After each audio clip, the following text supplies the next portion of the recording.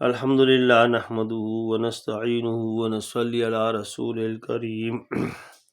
حضرت ابو ہریرہ رضی اللہ عنہ فرماتے ہیں کہ ایک رات میں حضور صلی اللہ علیہ وسلم کے ساتھ عشاء کی نماز پڑھ کر نکلا، کیا دیکھتا ہوں کہ ایک عورت نقاب اوڑھے راستے پر کھڑی ہے اور مجھے پوچھ رہی ہے کہ مجھ سے بڑا گناہ ہو گیا ہے، کیا میری توبہ قبول ہو سکتی ہے؟ میں نے پوچھا تیرا گناہ کیا ہے؟ کہنے لگی مجھ سے زنا کی حرکت سرزد ہو گئی اور اس سے پیدا ہونے والے بچے کو بھی قتل کر دیا۔ میں نے کہا تو خود بھی ہلاک ہو گئی اور ایک جان اور بھی ہلاک کی، خدا کی قسم تیری توبہ قبول نہیں۔ کہتے ہیں کہ یہ سن کر اس عورت نے چیخ ماری اور بے ہوش ہو کر گر پڑی اور میں آگے چلا آیا اور اپنے جی سے یوں کہہ رہا تھا کہ حضور صلی اللہ علیہ وسلم کے موجود ہوتے ہوئے تجھے فتویٰ دینے کا کیا حق تھا؟ صبح ہوئی تو میں جلدی سے حضور صلی اللہ علیہ وسلم کی خدمت عالیہ میں حاضر ہو عرض کیا، یا رسول اللہ صلی اللہ علیہ وسلم، گزشتہ رات ایک عورت نے مجھ سے فلاں مسئلہ پوچھا اور میں نے اس کا یوں جواب دیا۔ آپ صلی اللہ علیہ وسلم نے سن کر انا للہ و انا الیہ راجعون پڑھا اور فرمایا بخدا اے ابو ہریرہ رضی اللہ عنہ تو خود بھی ہلاک ہوا اور اسے بھی ہلاک کیا۔ تجھے یہ آیت معلوم نہیں تھی؟ والذین لا يدعون مع اللہ الہا آخر ولا يقتلون التی حرم اللہ الا بالحق ولا یزنون ومن یفعل ذلک یلقى اثاما یضاعف له العذاب یوم القیامت ویخلد فیہ مہانا الا من تاب وآمن وعمل عملا صالحا فاولئک یبدل اللہ سیئاتہم حسنات وکان اللہ غفورا رحیما۔ اور جو لوگ اللہ تعالیٰ کے ساتھ کسی دوسرے معبود کی پرستش نہیں کرتے اور نہیں قتل کرتے اسے جسے اللہ نے منع فرما دیا ہے مگر جس کا قتل حق پر ہو، اور زنا نہیں کرتے، اور جو کوئی یہ کام کرے وہ جا پڑا گناہ میں، اسے قیامت کے دن دگنا عذاب ہوگا اور خوار ہو کر اس میں پڑا رہے گا، مگر جس نے توبہ کی اور یقین اور کچھ نیک کام کیا تو اللہ تعالیٰ ایسے لوگوں کی برائیوں کی جگہ بھلائیاں بدل دے گا اور اللہ بخشنے والا مہربان ہے۔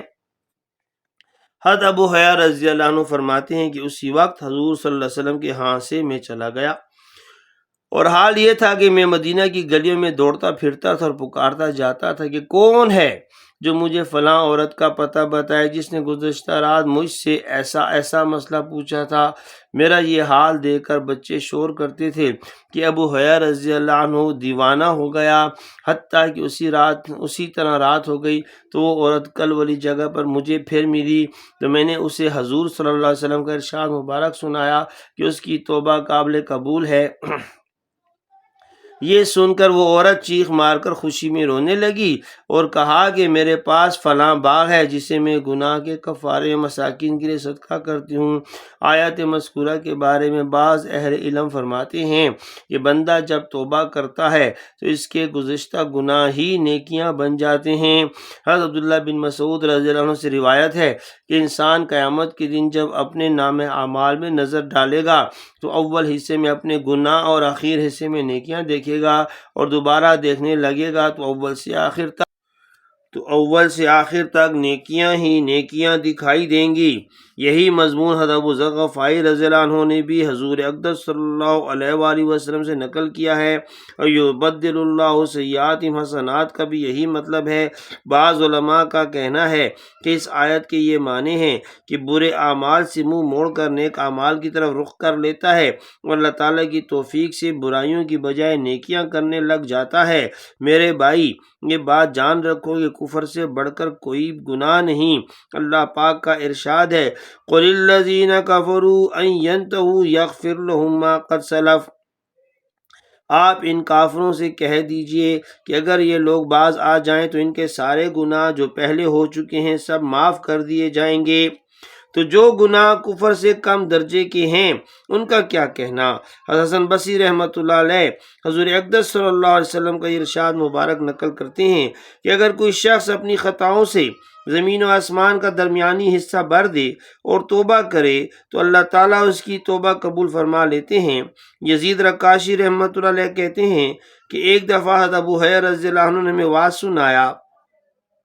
وہ حضور صلی اللہ علیہ وسلم کے ممبر پر بیٹھے ہوئے تھے، فرمانے لگے میں نے حضور اقدس صلی اللہ علیہ وآلہ وسلم کو فرماتے ہوئے سنا ہے کہ آدم علیہ السلام اللہ تعالیٰ کے ہاں تمام انسانوں سے زیادہ مکرم ہیں۔ اللہ تعالیٰ قیامت میں بطور معذرت 3 باتیں ان سے کہیں گے۔ ایک یہ فرمائیں گے کہ اے آدم، اگر یہ بات نہ ہوتی کہ میں نے جھوٹوں پر لعنت کی ہے، جھوٹ مجھے ناپسند ہے اور میں نے اس پر وعید سنائی ہے، اور میری یہ بات طے شدہ ہے کہ میں جہنم کو جنات اور انسانوں سے بھر دوں گا،